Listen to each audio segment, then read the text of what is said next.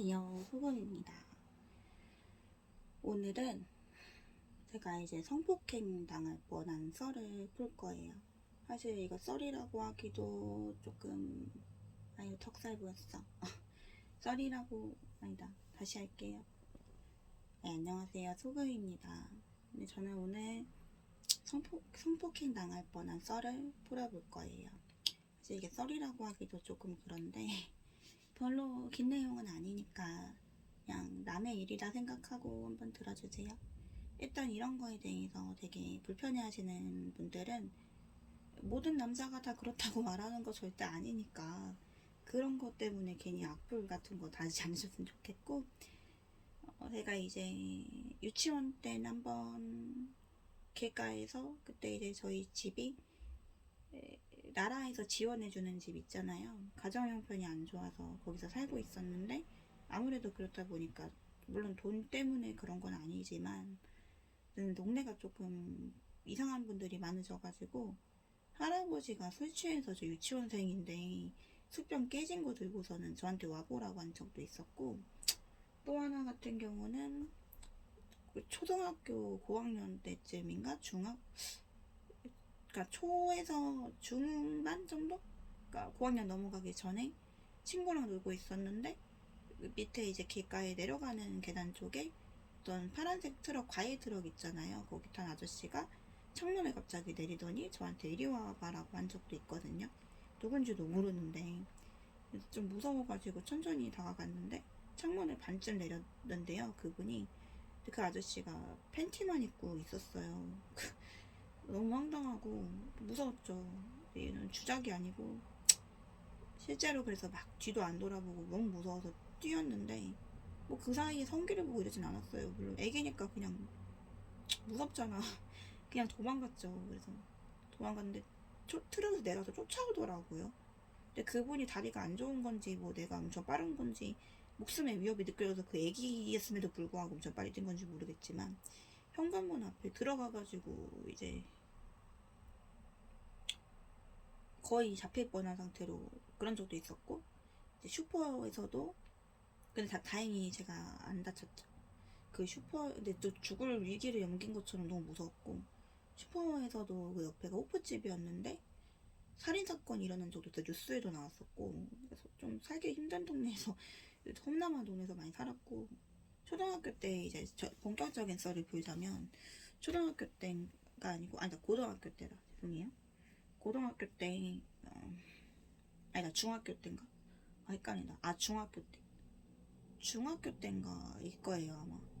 그 보람반이라고, 장애라고 표현하면 좀 그런가? 좀 불편한 아이들이 모여있는 그런 반에서, 아직도 이름 기억해요. 김가람인가 이가람이라는 분이 있었거든요. 근데 그 애가 보람반이 아닌데도 자꾸 보람반에 가는 느낌? 그러니까 일반인 같은데 보람반에 있더라고요. 근데 또 보람반에 있던 애가 저희 학교에서 같이 공부하고 같은 반에서 공부할 정도면 대화는 어느 정도 할 수 있는 아이이고, 그 지능 수준이 막 떨어지고 이런 건 아니었을 거예요. 그냥 뭐 귀가 불편하다든지 이런 게 있어서 거기 간 건지 모르겠지만 저희랑 같이 수업을 들었고 같은 모둠에다가 친구로 다 사귀었었거든요. 저는 이제 친구가 많이 없었는데 그 당시 다가와줘서 기뻤죠. 근데 조별활동하면서 갑자기 자기 집에 고모가 영화관을 뭐 한다고 놀러 오라고 하는 거예요. 근데 저는 혼자 그런 거 가는 거 별로 좋아하지 않아서 안 가려 했는데 친구들이 다 간다고 하니까는 저도 가겠다 했거든요. 그래서 한 저녁 7시쯤인가? 늦어도 10시쯤에 만나자 그래서 그래서 가려 했는데 그 다음날에 그 친구한테서 연락이 왔는데 장소가 아는 장소가 아니고 모르는 장소더라고요. 노래방이라면서 왜 그럴까? 근데 장소를 알려줬는데 같이 직접 학교에서 만나고 다음날 학교에서 만나서 하교하고 저를 부르면서 같이 가자고 했는데 다른 애들은 안 오냐고 했더니 좀 늦게 온대요. 뭔가 좀 이상하긴 했는데 어쨌든 친구를 새로 소개시켜준다고 하니까 거기 가면 즐겁게 놀 수 있어서 생각해왔고 따라갔죠. 근데 이상한 아파트 같은데 자꾸 가는 거예요. 이때부터 좀 이상했어요. 그래서 너무 불안했고 근데 이제 자꾸 자기만 따라오라 그러면서 제 손을 잡고 억지로 끌고 가서 옥상까지 갔었거든요. 아파트 다른 내가 모르는 아파트였는데 거기 남자들이 6명이서 쭈그려 앉아가지고 절 쳐다보고 있는 거예요. 너무 쎄해가지고 목숨의 위협을 느끼고 막 도망갔거든요. 경찰에 신고하고 싶었어요. 진심으로.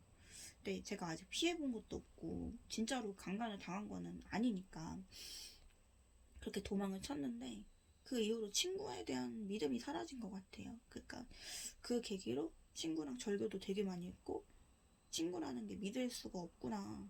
근데 이 제가 성폭행설을 풀게 된 이유는 유튜브 댓글에 제가 사람이 너무 무서워요라고 적으니까 그 제 댓글에 그 반응이 되게 많더라고요. 저도요 막 이러면서 난 아무 생각 없이 쓴 말인데 되게 많이 답글 달아주셨더라고. 근데 그 공감하는 게 전 그런 일을 겪고 친구가 너무 무섭더라고요. 그래서 연인들 사이에서 연애를 굉장히 많이 했었는데 강간범하고 앞에 또 엮여서 이제 연애도 별로 기대감이 안 생기고 누구도 믿을 수가 없는 불안장애에다가 믿음도 없는 사람이 돼버려가지고 누군가 신뢰할 수 없는 사람이 되어버린 건 너무 슬프지만 좋은 사람 만날 수 있는 기회도 놓치는 것 같지만 제가 사실 사람들 되게 무서워합니다. 그래서 2년 동안 알지 않으면 만나지 않겠다라고 선언한 이유도 그것 때문이에요. 사실 2년도 짧은 거예요. 사람을 알기에는 15년 10년 같이 산 사람도 속을 모른다는데 얼마나 무서워요. 이은혜 같은 계곡 살인 사건인가